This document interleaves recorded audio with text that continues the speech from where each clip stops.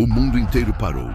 O céu sobre Jerusalém parecia mais carregado do que nunca.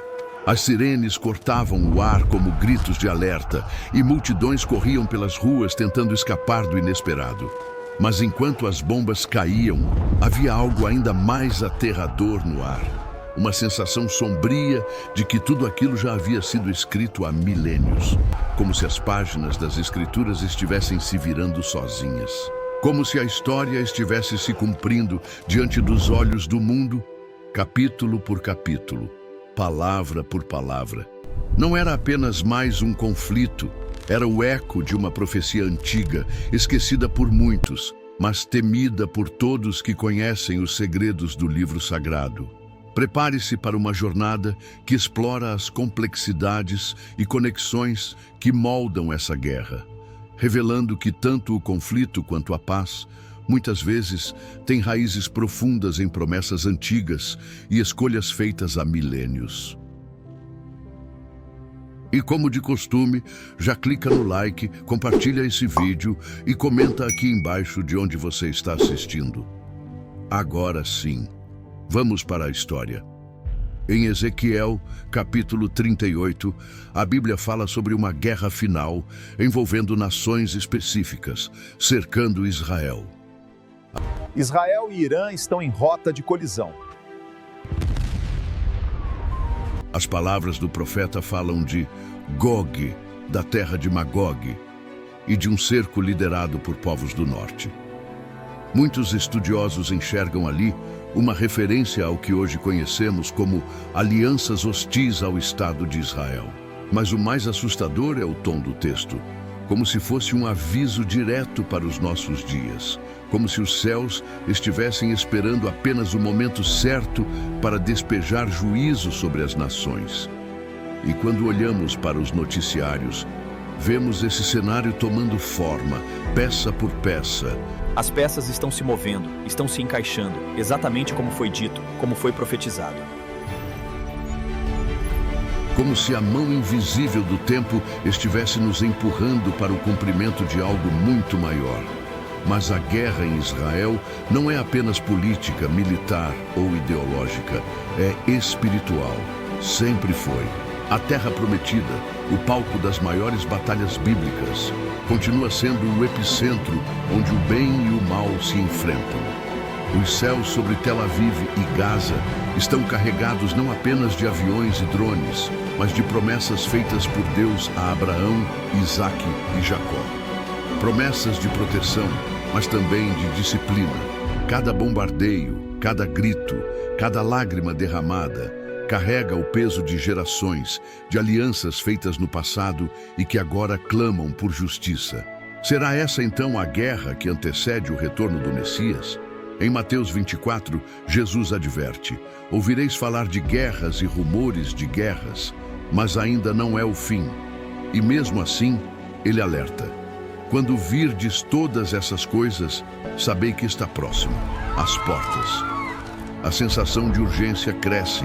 A cada conflito no Oriente Médio, a expectativa se intensifica entre os estudiosos da profecia bíblica. Um arrepio corre na espinha de quem lê as Escrituras com atenção. Por que Israel? Por que sempre Israel? A resposta pode não estar apenas no mapa, mas na eternidade. Deus escolheu aquela terra para ser sinal. Cada acontecimento ali não é coincidência, é código. Um código profético que só quem vigia e ora consegue decifrar. Mas o que mais impressiona é o paralelo com o Apocalipse. João, exilado na ilha de Patmos, viu um cenário muito semelhante. Nações reunidas, dragões cuspindo fogo, perseguição aos filhos de Deus e Jerusalém sendo pisada por um tempo, tempos e metade de um tempo. Ele viu a mulher vestida de sol sendo atacada pelo dragão. Muitos interpretam essa mulher como Israel. E o ataque talvez já tenha começado. A besta que emerge do mar não virá com chifres e tridentes, mas com tanques, ideologias, acordos e manipulações. A guerra moderna também é simbólica, travada na mente, nas mídias, nos discursos, mas o sangue é real. As vítimas são reais. E o espírito por trás disso também. O livro de Zacarias, capítulo 14, vai além. Eis que vem o dia do Senhor, e todas as nações se ajuntarão contra Jerusalém para a batalha. Como isso soa nos dias de hoje, onde vemos uma crescente hostilidade internacional contra o Estado de Israel, onde até mesmo aliados se tornam críticos. Não é preciso ser teólogo para perceber que o palco está sendo montado. As alianças estão mudando. O mundo está se dividindo. E quando isso acontece, biblicamente, sempre precede juízo. O relógio profético parece acelerar. E a pergunta que ecoa nas entrelinhas é: estamos prontos? Mas há esperança. Sempre há. A Bíblia nunca termina em tragédia. Ao final do caos, a restauração. Ao final da guerra, a paz. Não uma paz assinada por homens, mas uma paz trazida por aquele que vem cavalgando num cavalo branco, Jesus Cristo, o príncipe da paz. Ele prometeu voltar. E todas essas dores que vemos podem ser apenas os sinais das contrações, os prenúncios de um novo nascimento, um novo reino, uma nova Jerusalém. Enquanto os homens destroem, o céu prepara. Enquanto a terra chora, os anjos se movem. Então, a guerra em Israel é o cumprimento da profecia? Ainda não sabemos ao certo, mas uma coisa é clara: está tudo muito mais próximo do que imaginamos. E se você sente isso em seu espírito, se algo dentro de você pulsa, queima, inquieta, é porque você foi chamado para vigiar, para despertar, para entender que as Escrituras estão vivas, que não são só histórias antigas, mas notícias antecipadas de um futuro inevitável. Tudo isso já foi escrito. E agora está acontecendo. O Apocalipse não é um evento, é um processo. E ele já começou. A guerra em Israel se tornou muito mais do que uma manchete. Ela passou a ser um espelho sombrio dos tempos. Mas há um elemento que poucos enxergam no meio de tanto sangue e poeira: a batalha invisível. Sim, enquanto os tanques avançam e as sirenes soam nas cidades antigas, há outra guerra sendo travada, muito mais silenciosa e muito mais devastadora. Trata-se da batalha espiritual que acontece nas regiões celestiais. Efésios 6:12 nos alerta: a guerra é visível, mas a verdadeira batalha é invisível. Porque a nossa luta não é contra carne e sangue, mas contra principados e potestades, contra os dominadores deste mundo tenebroso. E é exatamente isso que está acontecendo nos bastidores desse conflito. Existe uma movimentação intensa nos céus.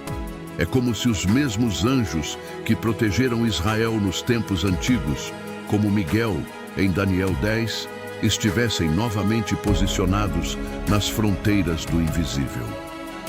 Enquanto isso, há um esforço crescente para apagar os símbolos de fé, de história e de identidade do povo escolhido.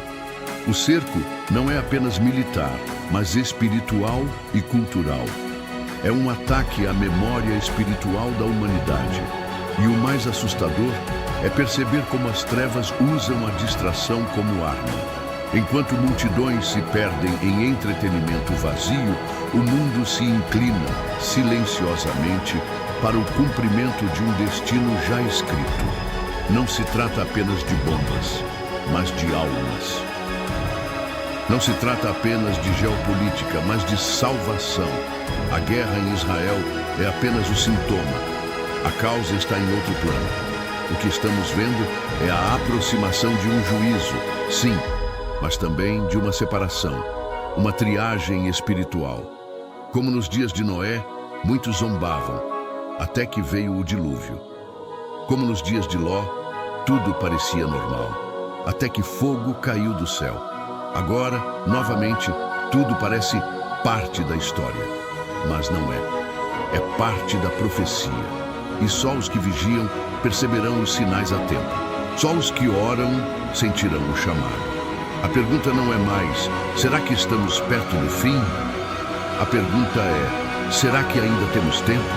Agora que você ouviu tudo isso, me diga, isso foi apenas coincidência ou você foi guiado até aqui.